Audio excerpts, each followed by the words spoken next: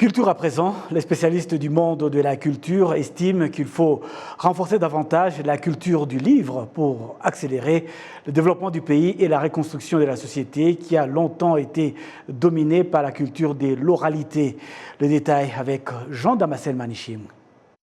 Avant de rencontrer le monde occidental, le Rwanda était dominé par la tradition orale. La communication traditionnelle se basait sur l'oralité qui pouvait s'accompagner des fois du son du tambour.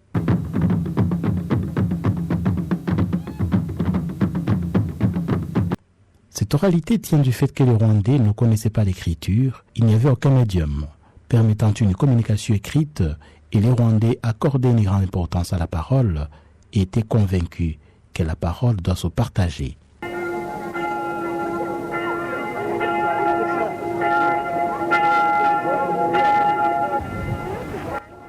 Dès 1900, les missionnaires européens s'introduisent au Rwanda. Avec cette arrivée, l'école moderne a été initiée. Les Rwandais ont vite répondu à cet appel et l'enseignement de type occidental a été rapidement répandu dans plusieurs coins du pays.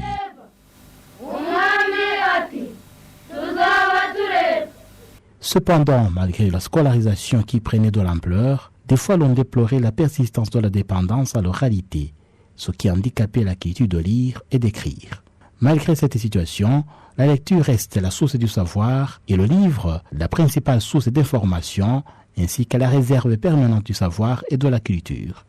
Cela s'explique par le fait que l'écrit résiste mieux aux contingences de l'oralité telles que l'altération du message, l'oubli et les difficultés de transmission du message oral. Les personnes avisées dans le monde culturel estiment qu'il faut multiplier les efforts pour accroître la culture du livre au Rwanda. La culture de la lecture, il faut la renforcer parce qu'elle est là. Même si elle est très petite, elle est là. Chaque personne aime lire. Et il faut il faut savoir lire.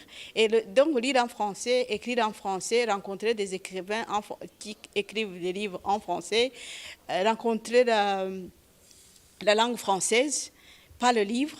Et les gens qui écrivent, qui dessinent, parce que la langue se dessine, la langue s'écrive, se parle et se joue.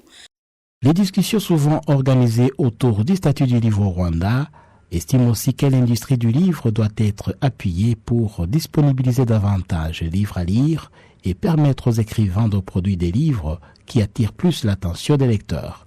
D'autre part, les écrivains estiment que le Rwanda, comme un pays meurtri de par son passé sombre, a besoin d'une écriture plus abondante qui permette à la société de se reconstruire. Merci à Jean Damascène Manichimoué. Avant d'introduire l'invité du journal, je voudrais commencer par partager avec vous quelques extraits tirés de la revue Vie et Sociale, enjeux contemporains de l'écriture.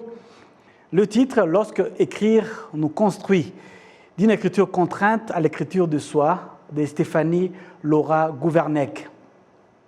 J'ai toujours écrit, non pas toujours, mais les mots ont toujours fait partie de ma vie. Ils m'ont rassuré souvent, apeuré parfois, construite indéniablement, telles des discrètes pierres posées en arrière de chacun de mes pas pour chaque étape de vie. Les mots, la mélodie des textes lus, écrits, ont chaque fois accompagné délicatement ma main pour avancer. Ils m'ont soutenu aussi, béquille de mes vulnérabilités diverses. Et puis un jour, mon aventure envers les mots s'est avérée plus surprenante que jamais. Les mots ne m'ont plus accompagné, non, ils m'ont dévancé. Ils ont un matin d'hiver qui ne serait plus jamais, comme les autres, comme pris d'assaut ma pensée pour la relever à moi, voir à soi, sortie de l'obscurité, pour se dévoiler au grand jour dans un face-à-face que je pouvais dès lors plus ignorer ou bannir, mais assumer pleinement. Mon aventure en écriture allait s'avérer plus étonnante que prévu. Mon invité est Rurangwa Jean-Marie Vianney, écrivain, poète, dramaturge, essayiste, professeur de français, directeur artistique de la troupe culturelle Izuba. Nous allons parler de l'écriture qui construit dans un Rwanda qui s'est reconstruit. Bienvenue à vous, Rurangwa Jean-Marie Vianney. Je vous remercie beaucoup. Alors, à quel moment peut-on parler de l'écriture qui construit? Au moment, c'est bon, voyons. Donc, on peut parler de l'écriture qui construit lorsque on commence à exprimer un discours qui détruit ou qui contredit l'écriture qui détruit. Oui. Pendant de longues années, beaucoup de ceux qui écrivaient au Rwanda, qu'on appelait les intellectuels, ont malheureusement failli en utilisant les écrits pour diviser leurs compatriotes, aussi au Rwanda, avec des conséquences désastreuses pour la société. Oui. Et comment avez-vous vécu ce moment, vous qui êtes écrivain, en découvrant les écrits de ces écrivains anciens qui ont détruit le pays? Oui. Il faut dire d'abord que ce n'est pas seulement les écrivains qui ont fait le gâchis social de la société rwandaise. On peut partir des écrits qui ont été faits par les premiers visiteurs du Rwanda. J'entends ici les explorateurs, les missionnaires et les colonisateurs. Quand ils sont venus, ils ont observé le peuple rwandais, un peuple qui était culturellement homogène, et imbu des théories racistes qui étaient en vogue vers la fin du XIXe siècle en Europe, tels que les écrits de Georges Vachet de la Pouge, Houston Stuart Chamberlain ou Joseph Arthur de Gobineau, des livres, des penseurs qui stipulaient qu'il y avait des races inférieures et des races supérieures. Et ces missionnaires, ces premiers visiteurs du Rwanda qui sont venus, ils étaient imbus de ces théories racistes et ils ont commencé à observer la société rwandaise à travers le prisme de ces théories racistes. C'est ainsi qu'ils ont commencé à diviser, à répartir le peuple du Rwanda en trois catégories. Ils ont dit que les Tutsis n'étaient pas des Rwandais, que c'était des Hamites, des Blancs qui avaient été noircis par métissage avec les Noirs, ou alors des Blancs noircis par le soleil d'Afrique, et que les Hutus étaient des gens qui étaient venus des bords du lac Tchad, et que les Tois étaient venus de la forêt équatoriale. Donc un peuple qui ne s'était jamais, un peuple dont les composantes n'avaient jamais dit qu'elles venaient d'ailleurs, les voilà qu'on leur donne, on donne justement ces trois groupes constitutifs du peuple rwandais, des origines étrangères. Et on a fait un de ces groupes le propriétaire légitime de la terre du Rwanda, et deux autres, dont les Tutsis, on a fait des étrangers, des envahisseurs étrangers. Et ces théories ont été développées, ont été réécrites, ont été reprises par des intellectuels rwandais, si bien qu'en 1959, il y a eu déjà une idéologie raciste qui a fait qu'il y a eu des exils, des pogroms anti-Tutsis, qui ont occasionné des exils et tout ce qui en est suivi. Oui, une question me vient à l'esprit. Oui. Est-ce que tout le monde peut écrire? Tout le monde peut écrire? Ou tout le monde doit écrire?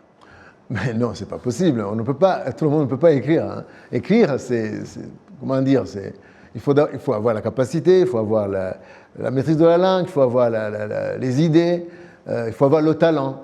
Donc, ce n'est pas tout le monde qui a le talent, ce n'est pas tout le monde qui ont la capacité d'écrire. Mais évidemment, si on peut écrire, juste le fait d'écrire n'importe quoi, on peut le faire. Mais comment écrire pour construire? Alors, on construit, d'abord, il faut être sensible. On est conscient d'un problème qui a été causé par des écrits pernicieux. Alors, si on est un auteur engagé, un auteur patriote, un auteur qui aime ses compatriotes, qui aime son pays, qui aime son peuple, évidemment, on peut écrire des choses qui contredisent les livres qui ont été écrits dans le sens négatif. Et c'est à partir de ce moment qu'on peut parler des écrits qui construisent. Oui. L'éducation à l'écriture doit commencer très jeune. Et dans un pays comme le Rwanda, qui a connu un destin tragique, quel travail doit être fait pour forger les jeunes esprits, pour mieux connaître leur histoire, afin que les dictons plus jamais ne soient pas un simple slogan? Oui, voilà. Quand on dit que les gens, les dirigeants de la Première République ou de la Deuxième même, avaient été avaient adhéré à l'idéologie raciste, c'est parce que cette idéologie raciste anti-Tutsi leur avait été inculquée dès leur jeune âge. Et vous savez que le racisme qui est en fait qui est sous-tendu par les préjugés, les stéréotypes négatifs, ça s'apprend en famille, ça s'apprend à l'école, ça se prend dans tous les milieux de la socialisation, que ce soit la famille, l'école, le voisinage, les institutions totales, etc. Donc, pour que, par exemple, le plus jamais ça ait un sens, pour que le plus jamais ça ne soit pas un slogan vide de sens, il faut que nos jeunes, nos enfants, soient éduqués dans la voie du patriotisme, dans la voie de la tolérance et du respect de la vie de l'autre. Et c'est ainsi que, pour moi, il faut qu'on leur apprenne à lire. Il faut qu'on leur apprenne à lire, à écrire, déjà à l'école secondaire jusqu'à l'université. Est-ce qu'il y a un travail qui est déjà fait à ce niveau-là? Je pense que maintenant, l'organe qui est chargé dans l'organe REB, je dis en français, donc Rwanda Education Board en anglais. Voilà, c'est ça, est en train de chercher à rendre disponibles des écrits, des livres qui construisent, donc les rendre disponibles dans les écoles. Comme ça, les élèves vont s'habituer, vont apprendre les valeurs positives de la société, de notre culture, déjà à l'école. Et comme ça, ils vont grandir avec. Parce que on dit que l'enfant est le père de l'homme en psychanalyse. Donc on est ce qu'on a été. On devient en fait ce qu'on a été quand on était petit. On est le produit de ce qu'on a fait de nous, en fait.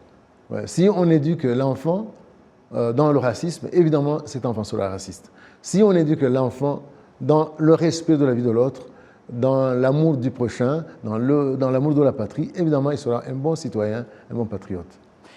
Vous avez écrit plusieurs ouvrages, et le dernier en date, sorti l'année dernière, Au-delà de l'imaginable, ou Le destin impensable du jeune Rwandais Jean Kabalisa.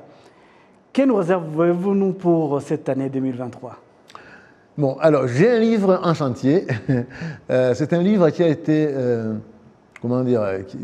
qui a eu une subvention du Conseil des arts du Canada. C'est un livre que j'ai, dont le titre est « Je suis noir, d'accord, mais ». C'est une réaction que j'ai eue face à la mort de ce noir américain, George Floyd, quand il fut mis à mort par la police de Minneapolis. Et là, j'ai réagi, j'ai écrit un article que j'ai appelé « Au-delà du crime de Minneapolis ». C'est-à-dire, au-delà de ce geste-là d'étrangler, d'étouffer ce jeune noir, il y a tout un tas de facteurs racistes. Et c'est ça que j'ai développé dans mon article. J'ai étudié le racisme sous toutes ses formes. Et ça m'a inspiré aussi un livre que je suis en train d'écrire, que je n'ai pas encore fini. Et donc, un livre sur fond de racisme, un roman cette fois-ci sur fond de racisme. Et c'est ça que je prévois finir et que j'entends présenter la prochaine fois. Merci beaucoup à vous, M. Rurangwa Jean-Marie Vianney. Je rappelle aux téléspectateurs que vous êtes écrivain rwandais et nous vous souhaitons une bonne continuation avec ces livres que nous attendons avec beaucoup d'envie. Je vous remercie beaucoup.